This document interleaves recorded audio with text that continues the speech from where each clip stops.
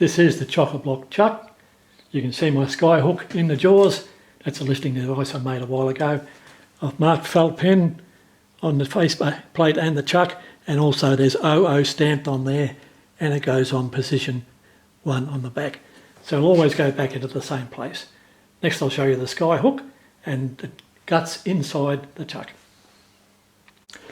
And here you can see why I cut 900 mils off each leg of the crane.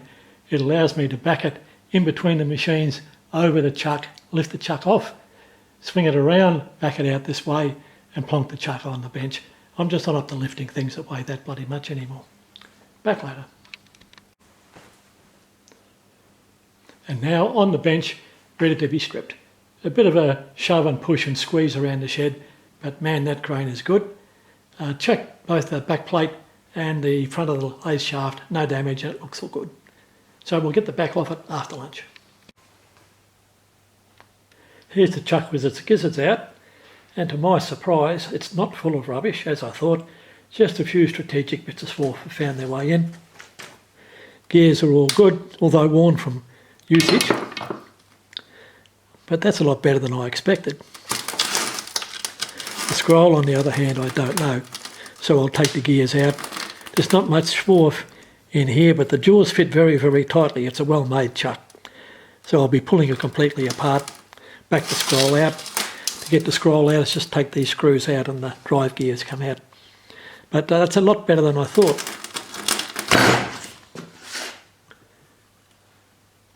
There's the keeper plate, comes in from the back and acts as the seal, and the scroll rides on there for a bearing, and that's what was inside the back of the Chock. Fair bit of rubbish, but it'll all clean up quite nicely. I'm happy with this. It'll be a good little bit of clean and go. Okay, back when I've got it all wiped down. I think the correct words here are for those of you that haven't ventured this far before, straight out of a Phantom comic. It's a very simple mechanism when you get it apart to have a look, and I'm surprised at just how bloody clean it is. The mating surfaces must fit very, very tightly, and it was difficult to get apart. This is the little gear that drives against the back of the scroll. It lives in this hole, and it lives in there very tightly, believe you me. This is well made, there's no slop. And this pin screws into that groove. Just screws down through there and locates the gear so it can't slide out. All hardened and unbelievably hard. It goes zing if you tap it. Now, when you turn those little gears, that turns the back of the scroll. That's the front of the scroll, and surprisingly clean. I haven't been able to find the big pile of poo that was making it hard to turn, but the scroll turns, which in turn engages with the back of the jaw, and there's a few of the culprits in there, but it wasn't enough to clag it up like it was. But all very carefully get wiped down with rags and washed and cleaned up, and I think I'll just be running plain oil in this. I don't like the way the grease attracts more swarf like a bloody magnet. The swarf can't fall out again.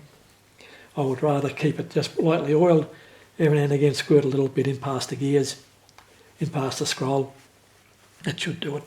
Okay, now you've seen inside the gizzard of the Chock.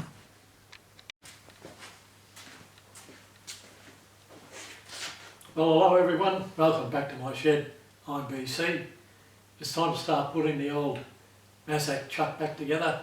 I was quite surprised to find that there's a minimal amount of it where the gears are just slightly rounded over in one direction, but for a 1985 model Chock it's not too bad.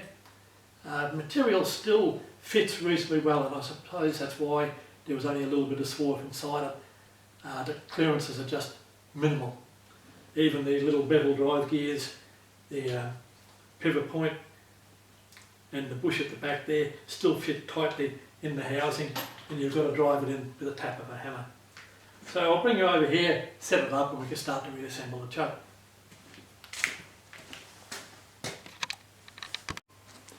Okay, we'll start to assemble the Chock, but first a little item of interest. This was picked up off eBay a few years ago. It's a very, very small pair of tweezers specifically aimed at getting metal splinters out of your fingers. If you look for a pair like that, you will be rewarded. I use it once or twice a year, then I lose the bloody thing and I can't use it until I find it again. Well, back to the Chock. The body's upside down. Still in reasonable condition for its age. Wipe the last bit of yuck out of it. I cleaned the Chock up with a foaming citrus cleaner, kitchen variety, and it did quite a reasonable job. I'm very surprised with what it come up like. And then it all just washes off with water. You just got to be careful that you dry everything out before you put it back together. Otherwise you can get into a bit of strife. And I'm only going to use light machine oil. I think grease would just attract more yuck than it's worth.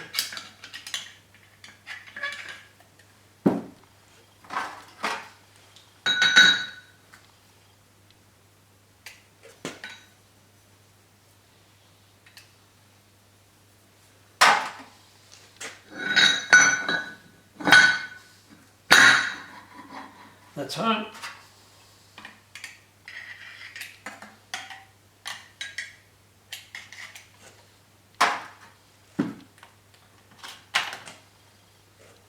These are the little bevel gears that drive the scroll around. No appreciable wear on them. And surprisingly, the pivots are still very, very tight. That one went in rather easy.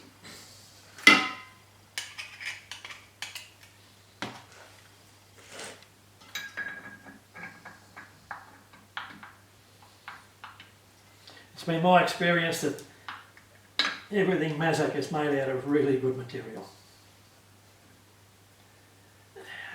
Just a bit of assistance, I think. Yeah.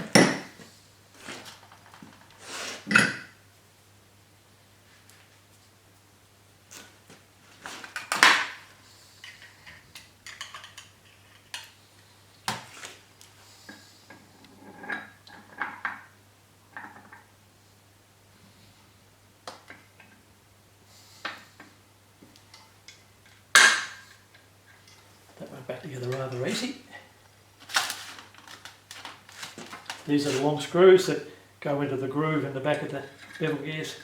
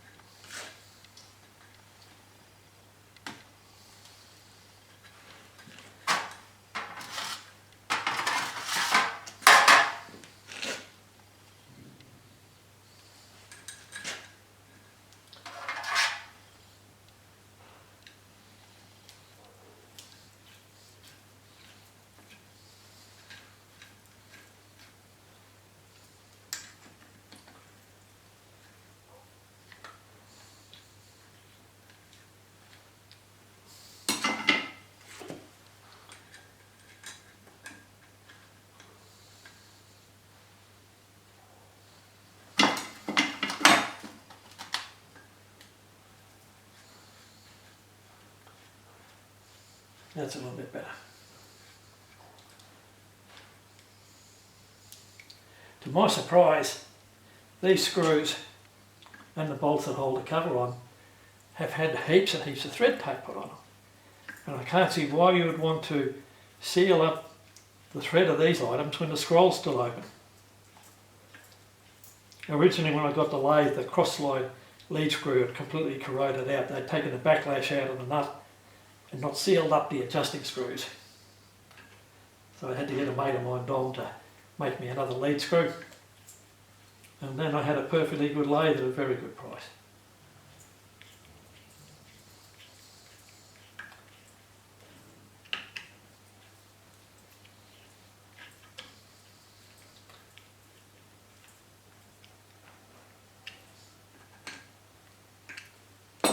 Bit more lubricant.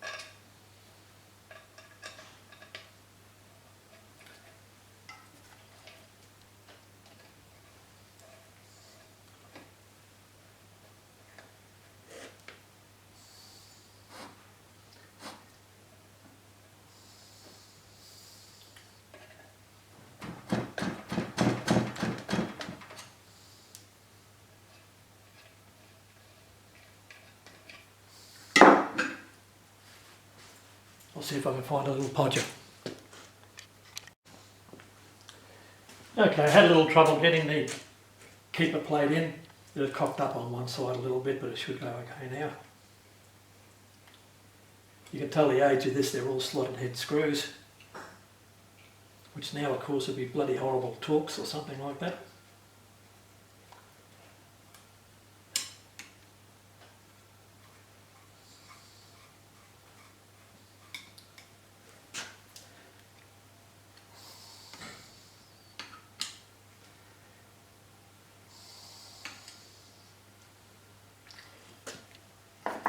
I lined up with a little podger that was made about 50 years ago in my first year. Quite a handy little tool. Now as this is the mating face for the mount plate,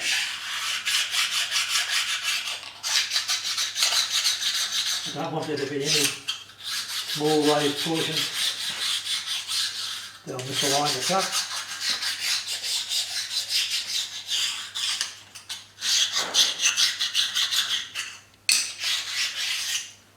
Now, I did feel a few.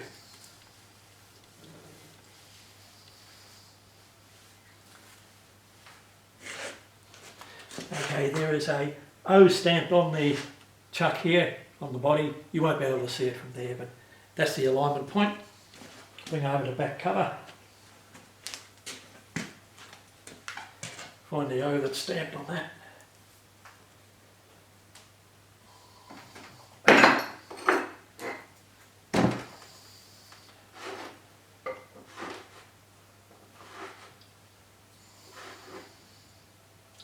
There it is, just there.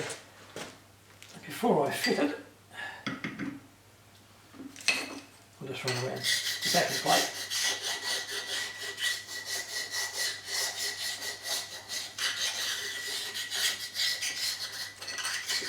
I did have to remove this with a wedge, very gently. I can't see any damage was done.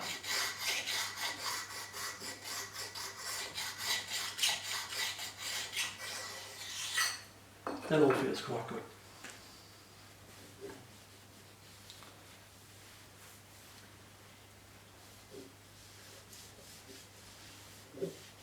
I want to get that as clean and dry as I possibly can.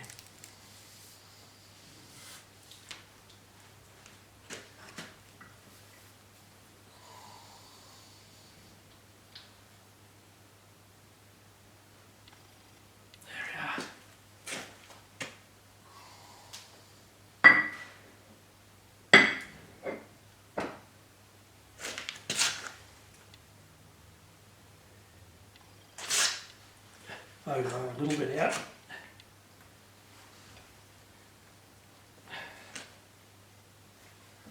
Bugger.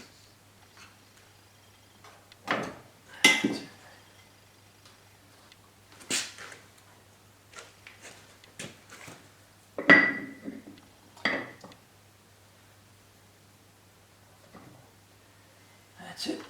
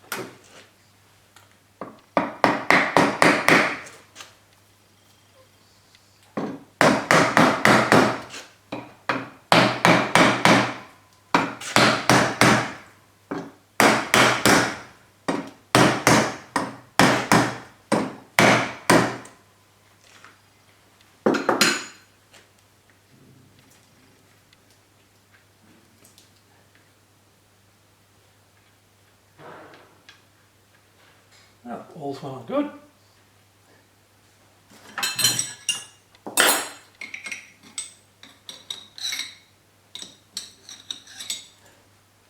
I I don't know if this machine was meant for the American market, but quite a lot of the fasters are imperial on it. They may have been changed over the life of the lathe. You don't survive in industry since 1985 and not suffer some casualties.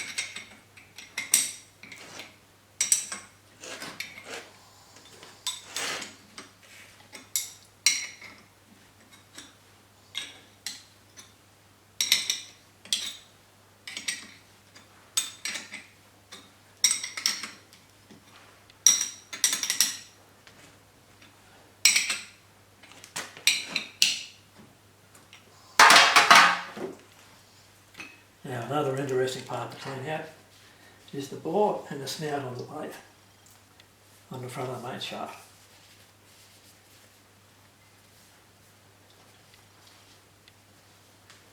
Okay, well that's it. I'll tip it over, install the jaws, and then we can put it back on the lathe. Bye for now. Well, we'll see if I can get it right this time. Sometimes I miss. You know, it's quite funny, it's got a press button oiler on the front of the chuck and I can't see where the oil comes out on the other side.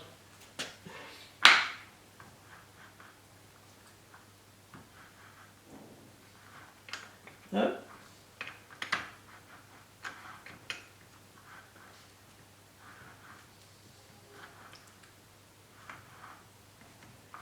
Come on, where are you?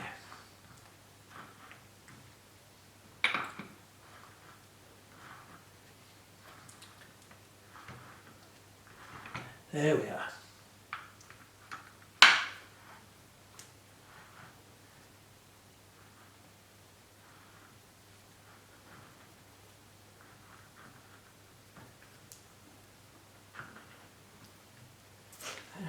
Come back to this one.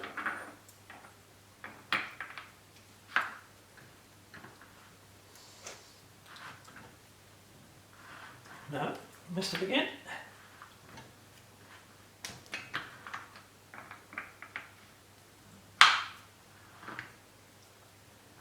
Let's pick it up.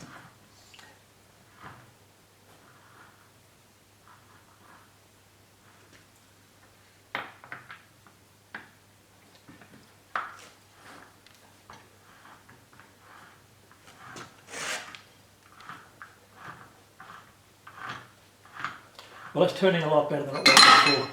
What I found inside was a piece of swarf about 2 inches long, bit S-shaped, and it looked like it was a piece of lock wire that had been cut off. So somehow it got inside the chuck and it was around one of the bevel gears.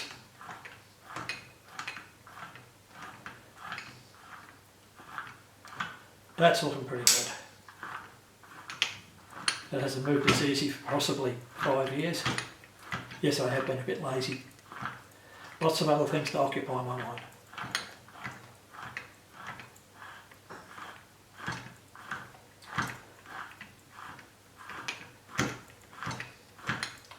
That is absolutely beautiful.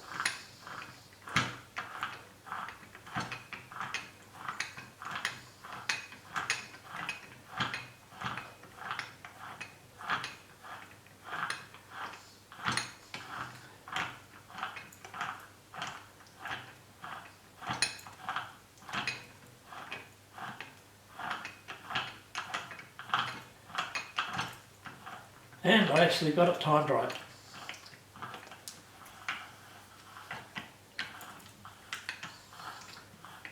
Now I put my homemade lifting hook. One of the better things I've made,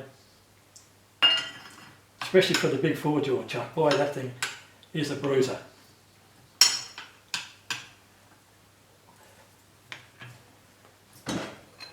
And away we go. Hook up the engine crane, and I'll see you back at the lathe in a couple of minutes.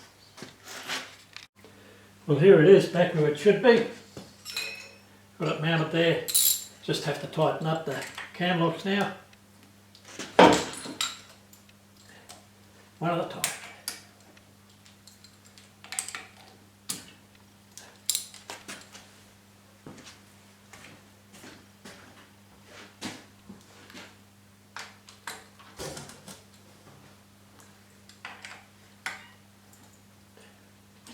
That's good enough to take the crane off.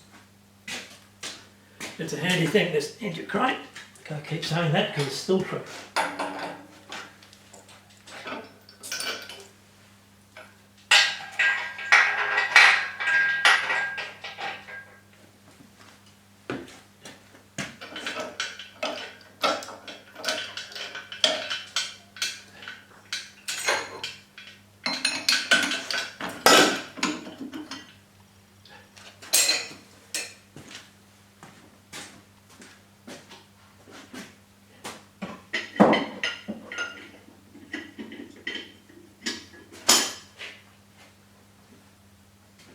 Well, that's it. Enough said. Job done. Please like and subscribe, and I'll see you on the next video.